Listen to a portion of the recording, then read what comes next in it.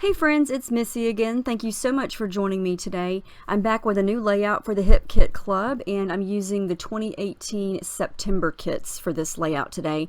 And right away, I knew I had to use this beautiful wreath paper. It's so stunning, and it's from the Indigo Hills 2 collection from Pink Fresh Studio. And the kits this month have a lot of that collection, as well as some of the Amy Tangerine Shine On and some of the Crate Paper Willow Lane. But I'm going to start with this Pink Fresh Studio paper. It was just begging to be fussy cut, and so that is just what I started with. I wasn't sure what picture I was going to use or what design I was going to do, but I just felt compelled to take some time and cut this out. And it's very easy to cut out. It just takes a little bit of time. And once you get it cut out, be careful if you're going to cut out the inner circle, because it does wind up being kind of flimsy because it's so thin. Like you can see here what I'm talking about. So just be very gentle with it if you're going to do this, but definitely easy to do. And there's also a matching cut file this month. I can't remember who designed it, but it's going to be one of the September cut files. And it's almost an exact replica of this leaf wreath. And you know, the beauty of the cut file is you can resize it to make it smaller or larger or whatever you want. And my thought was I would cut the cut file out and sort of layer it underneath this wreath, but I wind up changing my mind and I don't use the cut file, but I'm going to keep it obviously because I can use that on another layout.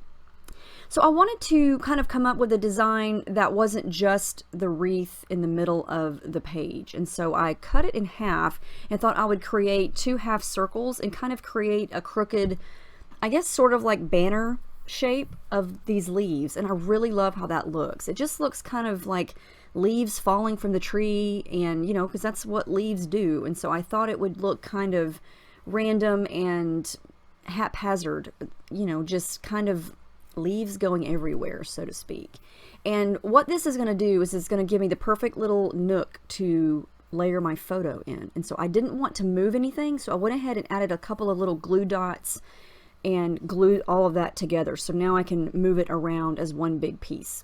So I'm going to go with white cardstock as my background here, and this is from the cardstock kit. It's the Basil, I think it's the double thick white, and it's perfect for mixed media. I'm adding a lot of clear gesso there because I wasn't quite sure where I was going to put the paint.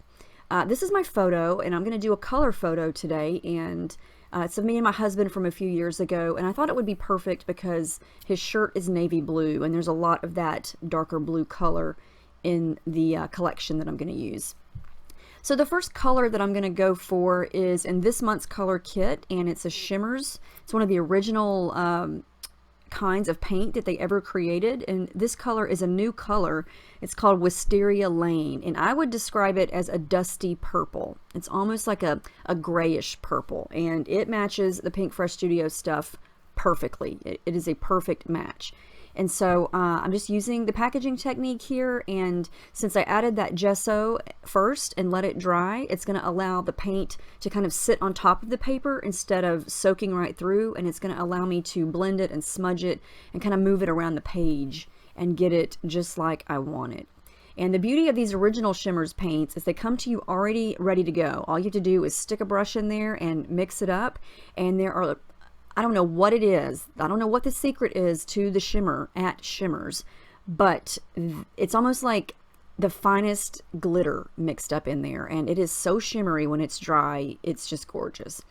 This is also in this month's color kit. It's a pink spray from Shimmers. It's a spritz, and it's called Cotton Candy, and it is the perfect soft cotton candy colored pink. I love it.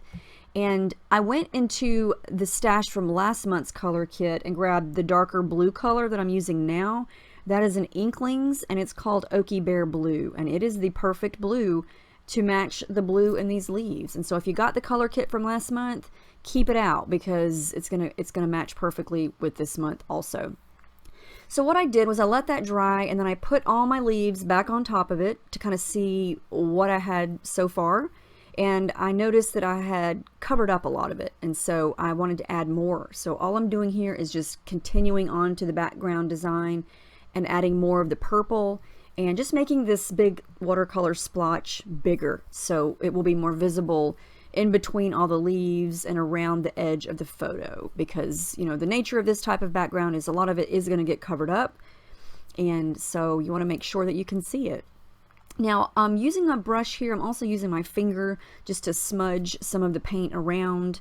You're going to get different looks. If you use the brush, if you use packaging technique, if you use your hands, you're going to get a different look every time. And I think that's great because it depends on what look you want and what you're going for. Okay, everything's dry. Look at that shimmer. Isn't that so pretty? I love that.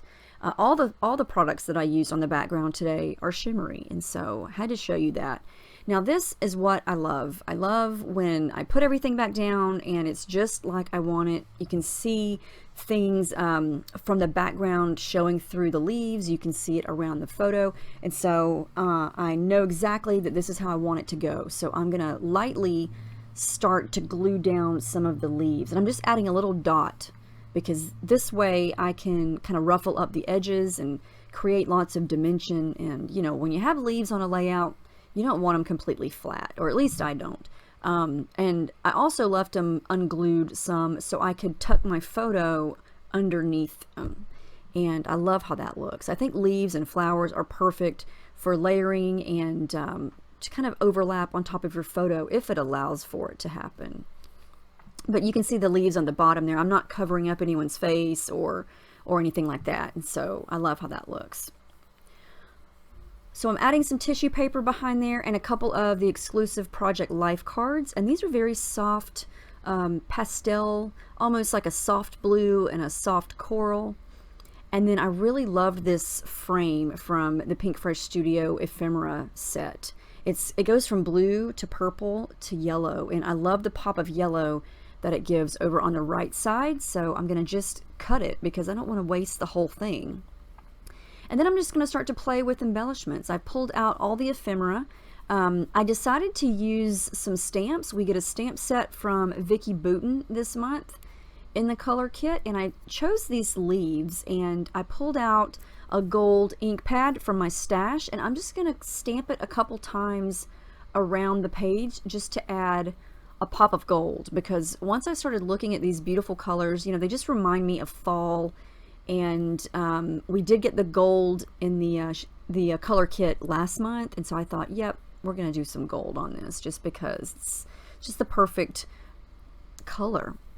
I think gold can be used for any season, but I think it especially looks pretty with these colors here.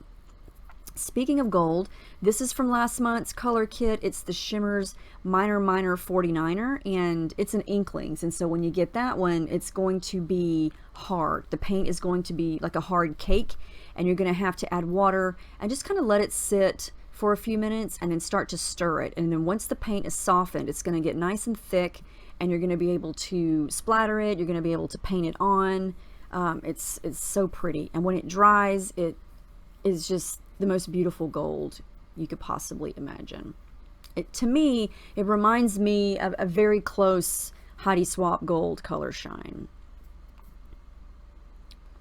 And we are having some really rainy weather tonight, and so my computer is dragging. I have rebooted it several times, and I'm on the verge of throwing it out the window. And so if my voiceover is not matching what I'm doing right exactly at the right moment, that is why.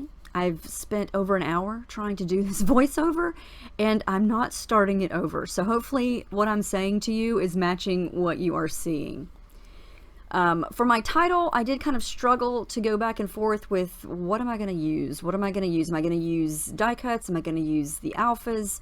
And so I just decided to title this Love This Man, and I'm going to combine the blue Love die cut with some of the small alphas from Pink Fresh Studio and then the large gold alphas from Pink Fresh Studio. I'm also going to use some of the little phrase stickers. I added one there up at the top, and then I wanted to add a little cluster of something underneath the word man, and so I'm going to add in a couple more of the leaf sprigs, and I'm going to wind up using a little bit more of that scalloped banner, or not banner, frame that I used over on the right side of the picture. I am going to add glue to all of the stickers or thickers.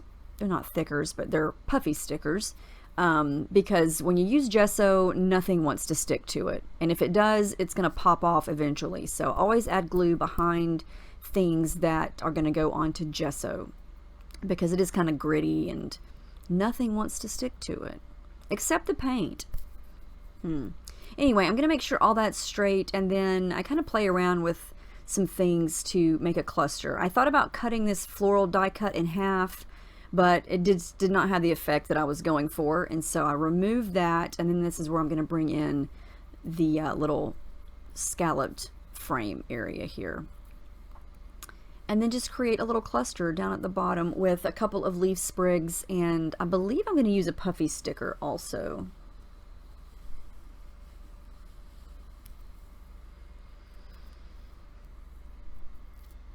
I don't do any machine stitching on this layout. I thought about it, but then I thought, you know, it really doesn't need it. I like everything the way it is, and